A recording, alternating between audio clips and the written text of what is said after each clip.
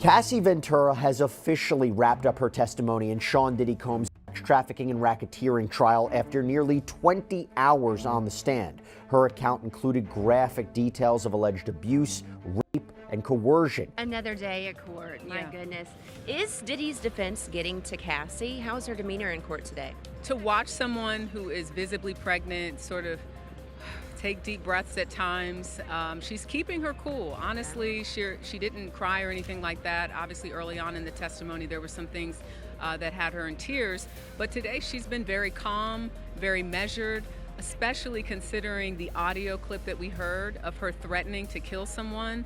I looked over at the jury box because I was wanting to hear their reaction as we're hearing in real time her voice threatening several times to kill someone because she's concerned about this freak-off video, and the jurors were shocked. I saw the eyebrows raised, I saw them listening, and I think to hear her voice in court and see how calm and measured she is, and then to hear that side of her. Again, it was in 2014 that this audio clip was something that she recorded, but clearly she's threatening someone who she thinks might release a freak-off video, and she's worried about it. Diddy is panicking. Day 5 of the trial just turned into a full-blown nightmare for him.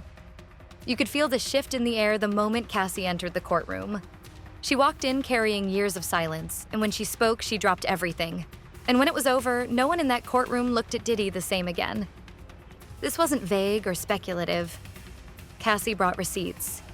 She told the court everything, from the beginning of their relationship to the darkest moments behind closed doors. So Phil, you were in court today, and the day was taken up with the cross-examination of Cassie Ventura. Can you take us through what happened?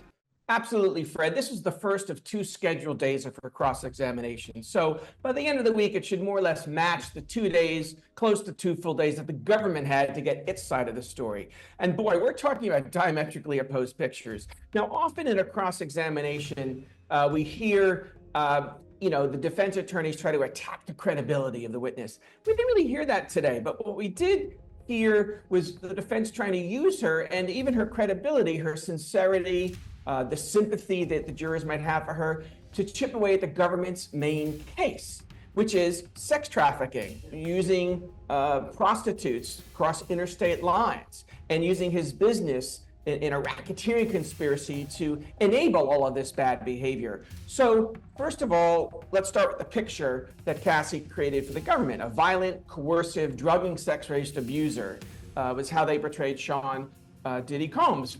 Very different than what most people know of him as a music mogul, a rapper who's won Grammy Awards. But they tried to sort of, in my opinion, soften him up, even out the picture. The defense attorney referred to Combs' imperfections as she drew out Cassie to say some nice things about her ex-boyfriend, that he was exciting, entertaining, a fun guy, very sweet and attentive. She was in love with him. She described a pattern of control and psychological warfare that left her broken, isolated, and terrified. And she delivered her testimony like someone who's been carrying these truths for far too long. She wasn't stumbling. She wasn't confused. She laid it out clearly, confidently, and with zero hesitation. She started with the mental abuse. The way Diddy allegedly isolated her from friends and family. The constant gaslighting, making her feel like she was crazy anytime she questioned his behavior. She talked about how he controlled her schedule, her money, even her social life. We are doing our best to be respectful of what is happening in that courtroom, but also at the same time relaying the proper information to you. Elizabeth, I know my time with you is limited. I know you have to go back in there, so I want to ask you real quick, what were the highlights of the cross-examination? And also, what is the tone by which the cross-examination is being done? Is it combative back and forth? That's the thing we can't get from the transcript right now. Yeah, as far as the cross-examination goes, for the most part, it seems very casual. We were thinking that it might be aggressive, it might be combative, but for the most part, Cassie has been very forthcoming in answering these questions. You know, she's showing, Ana Maria Estevao is showing her text messages and email chains and BlackBerry messages from 2007, from 2009, where Cassie is confessing her love to Diddy, or she is asking for a freak off, or she's, asking, about just more intimate details from her relationship with him. Because to your point, Jesse, a lot of this stuff, a lot of some of these messages that we did see in court today were very graphic in nature. And so, the questioning was starting out about the relationship between the two. When it first started out and around that 2007 time period, around that 2009 period, that's when the questioning at the beginning of it kind of all started. And you would think that would be, an aggressive moment or a combative moment, especially as you're seeing messages that say, "I'm a very lucky woman. I miss you and I'd fly wherever you need me. I love you." And then you see Diddy respond, "I love you so much. It makes me cry." And then Cassie writing back, you hungry pop. But I'm thinking, just from my perspective, that around those time frames, she was still relatively young for the most part. She was in her early 20s. She was also asked about a previous relationship she had with another music producer named Ryan Leslie. And around this time frame, the defense was kind of saying, when you started dating him, you were 18, 19 years old and he was 10 years older than you. And asking, with respect to Sean Combs and with respect to Diddy, asking whether or not, that her entire world opened up because she was dating this man at this time period. Because remember, around that time, Diddy essentially reigned king amongst everyone. If she talked to someone he didn't approve of, he'd explode. If she tried to leave, he'd manipulate her into staying. According to her, it wasn't love. It was domination, possession, control. And for years, she says, she didn't even realize how deep she was in it. Then she moved on to the emotional abuse, the manipulation, the threats, the intimidation, how he'd tear her down just to build her up again, how she felt like she was living in a constant state of fear, walking on eggshells every day. One wrong word, one wrong move, and everything would explode. And when it did, it wasn't just yelling.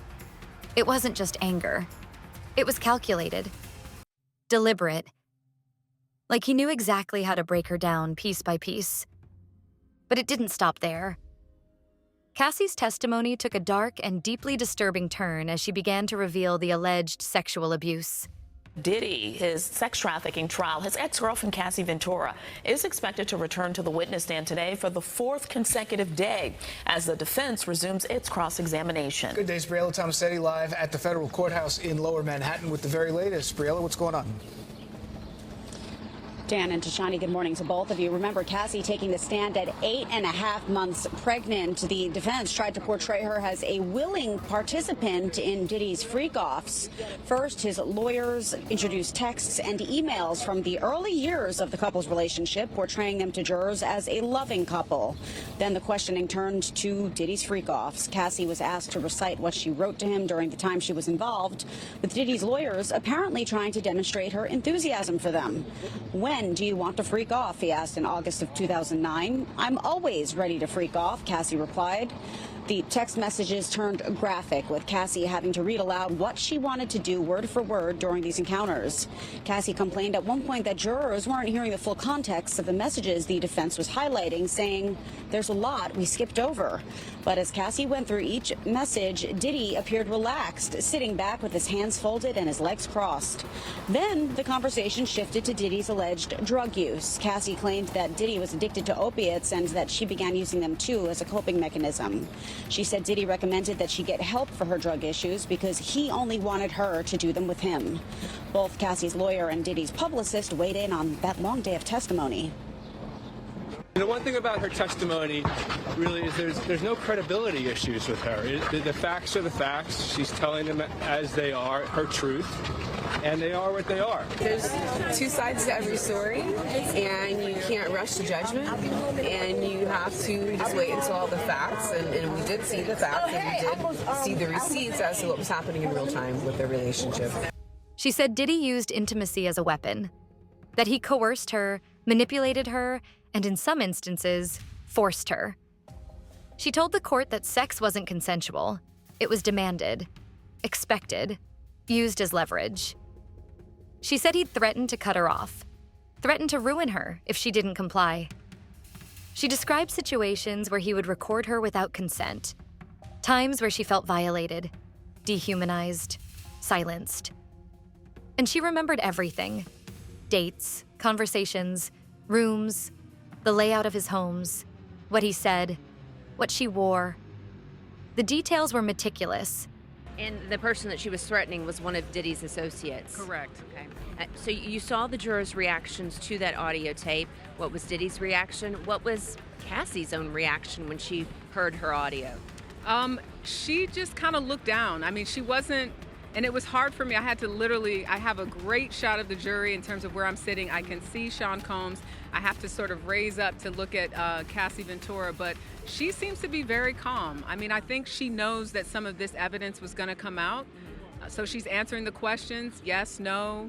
When she doesn't remember something, she's very clear about that. But the prosecution, the defense has been trying to poke some holes into the testimony she gave about the alleged rape that she said took place toward the end of their relationship. How are they trying to poke holes in that alleged rape that took place? The timeline. They're looking at the timeline. They're asking her questions. Well, was it this time or that time? They're also looking at around that same time she was still talking to or dating, as she says, her now husband, Alex Fine. So they're trying to really, in many ways, I think what they're trying to do is question her credibility. So Cassie was asked about receiving a FaceTime from her now husband while she was having sex with Diddy. Is that again the case of the defense trying to poke holes in her story? I think that's where it goes back to how much can we trust this person, because they're entering evidence with phone records and different things to show, well, you were with this person at this time, or you sent that message, but yet you were dating this person.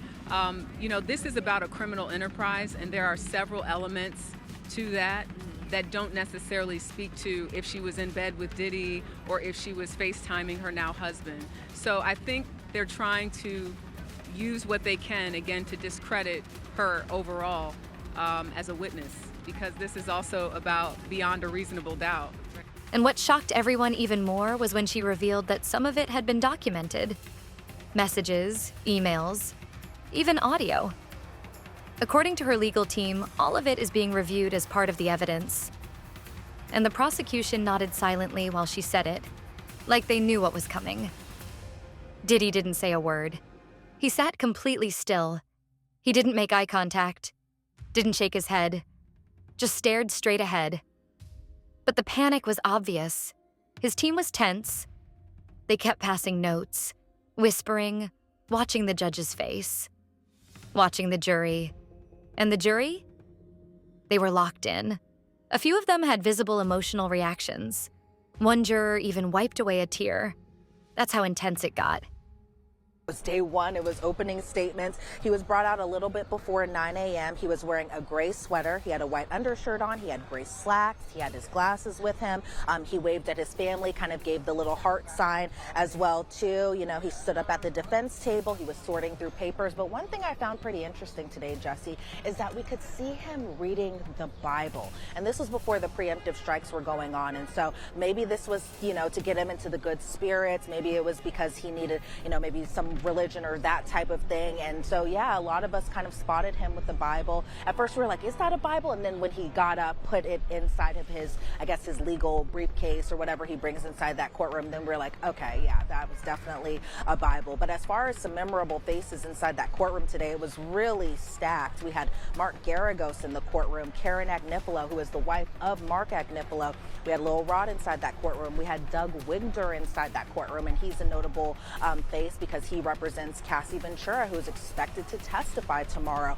We had Quincy Brown inside that courtroom, one of Diddy's, he's Diddy's adopted son.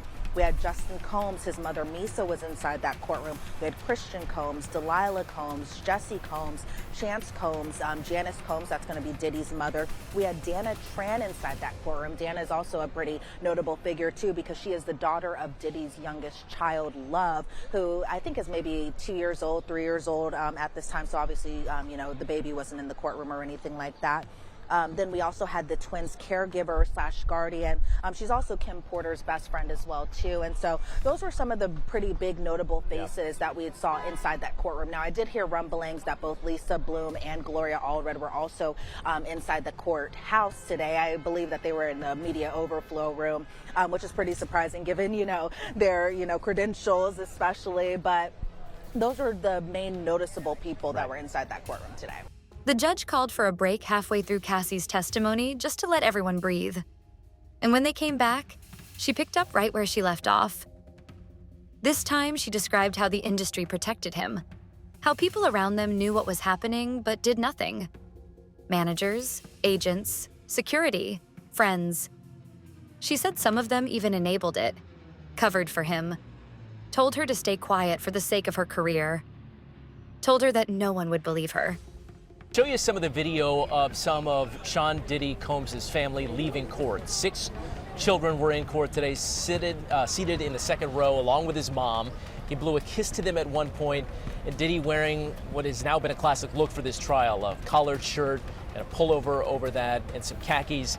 But you could see his mood change throughout the day as we first heard from the first 2 witnesses from the prosecution describing graphic detail some of these allegations of sexual escapades.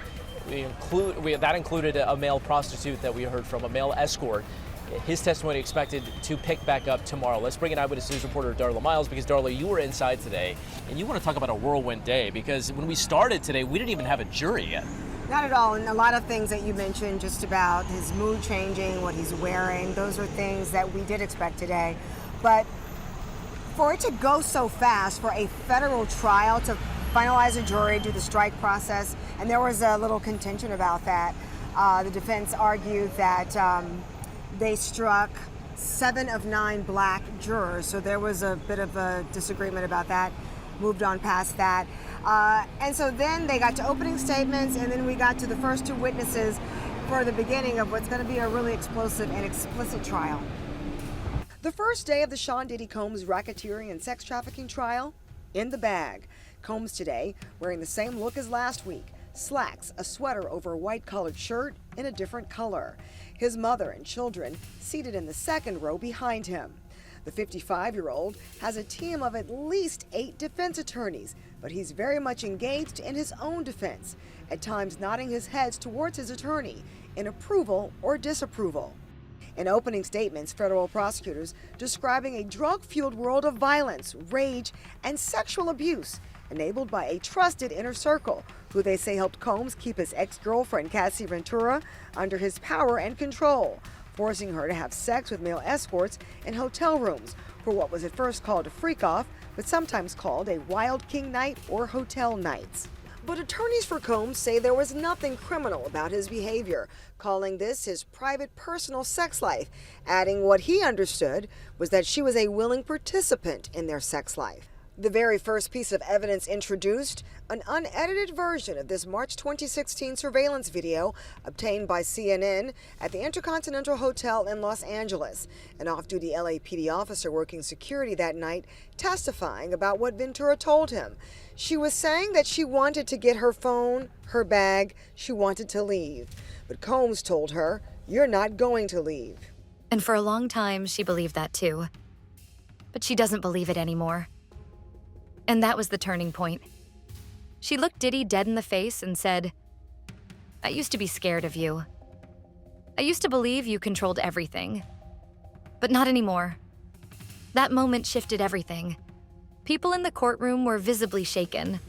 Some of them looked away. Others just stared, unable to process the gravity of what they were hearing. This wasn't just a story. It was a bombshell. A dismantling of everything Diddy has built his image on. And it didn't sound like a bitter ex. It didn't sound like someone chasing headlines.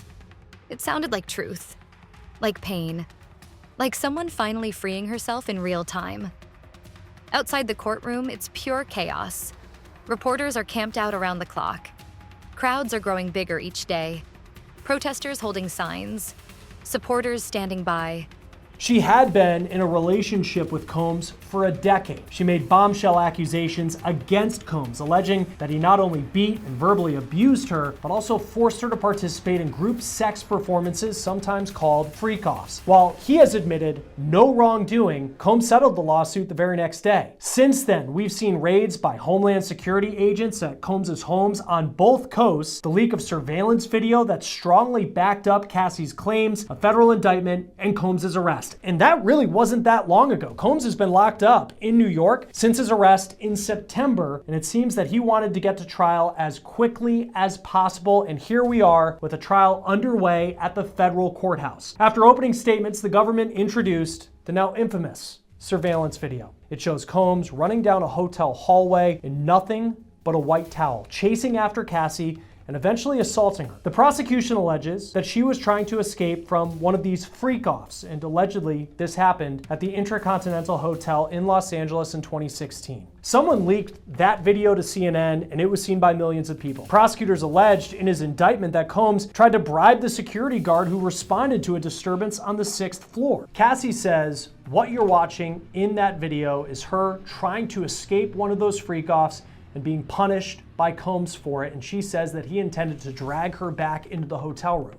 Combs' defense has maintained that while this was incredibly disturbing to watch and it is unacceptable evidence of a domestic violence episode, it is not evidence of sex trafficking. Here at Law and Crime, we got our hands on the video files that were shown to the jury, which includes the surveillance video CNN received and later handed over to the government. Drones flying overhead.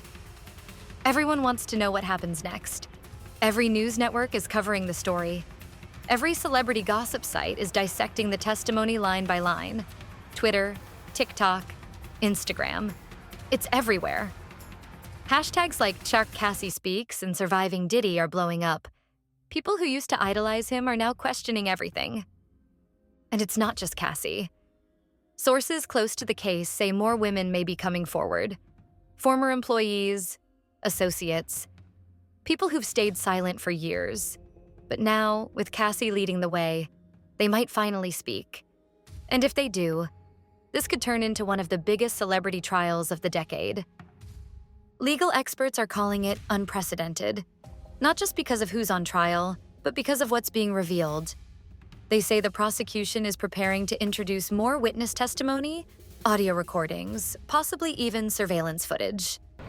As far as I could see from the jurors today, they seemed at some points a little bored. It seemed at some points they're kind of wondering what's happening next. I think even when the text messages were shown, a lot of them were very much analyzing them. A lot of them had direct focus onto the computer screen in front of them, just so that way they could read all the messages, even the more graphic, sexually explicit messages. I saw there were sometimes some jurors were doing, the tennis match look, where they were either looking at Cassie, who was on the witness stand, then looking at Ana Maria Estevao while she was asking the questions, kind of doing a back and forth. Meanwhile, some other jurors were just laser focused on Cassie and just what she had to say and how she responded to the cross-examination today. As far as Diddy goes, Diddy, just like every other day, is very much participating in his defense, very much so passing off notes to his defense attorneys to kind of hand over to Estevao, who was standing up doing the questioning. He very much so was intently looking at either Cassie or the exhibits in front of him, especially when it came to those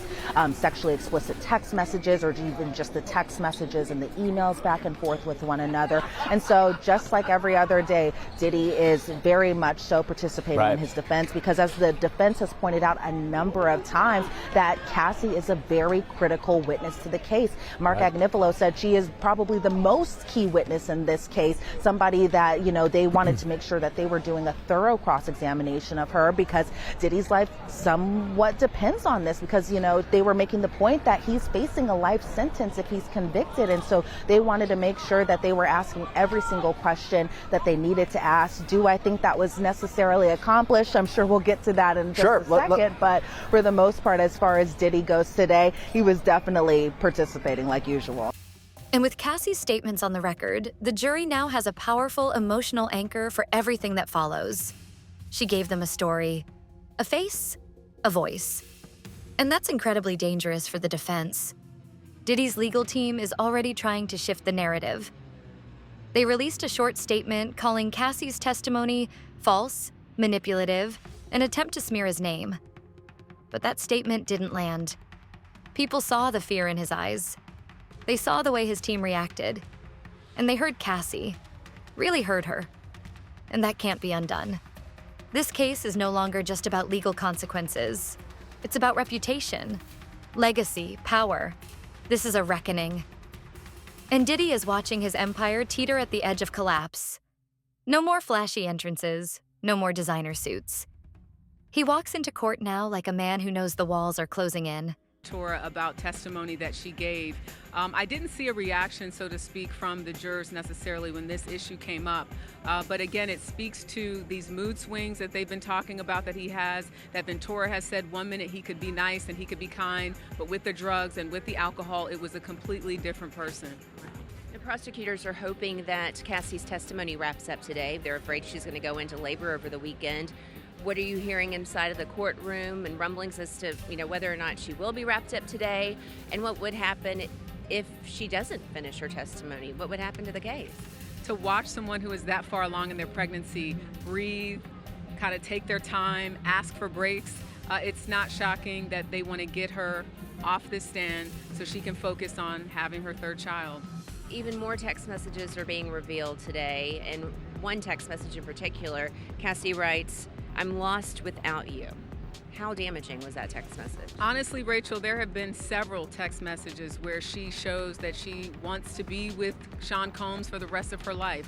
We know now that she called herself Cece for Cassie Combs. We know now that she wanted to have a child with him. She saw herself as a wife. So to say those things at this point is not that surprising, but even the defense ended their argument with a text message from 2012, which appears to show Combs saying, "I want to do our last freak off." And then she says something to the effect of, "I don't want it to be our last freak off. I want it to be the first for the rest of my life."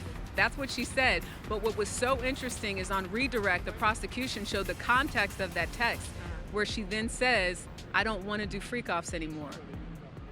That's a head spin right there. It is. And I think you could feel that energy in the courtroom. Right. Because I looked over at one of my colleagues and I did I write this down correctly? Mm-hmm. And the most chilling part? This is only day 5. There's more coming. More witnesses, more evidence, more testimony. The prosecution is holding back some of its strongest pieces for later in the trial. They wanted Cassie to set the tone, and she did. Now they're building the case brick by brick, day by day, with one goal: total accountability. And you can feel it. The energy has shifted. The untouchable mogul image is gone. What's left is a man under siege, not just by the court, but by the truth. The truth he tried to bury. The truth he never thought would come out. But it's out now, and it's not going away. This trial is about more than one man's guilt or innocence. It's about a culture that enabled silence, about the price of power, about the courage it takes to stand up and say, "Enough. Cassie did that." And the world is watching. The courtroom will never be the same again, and neither will Diddy. Stay tuned, because this story is still unfolding. And from what we've seen so far, the storm has only just begun.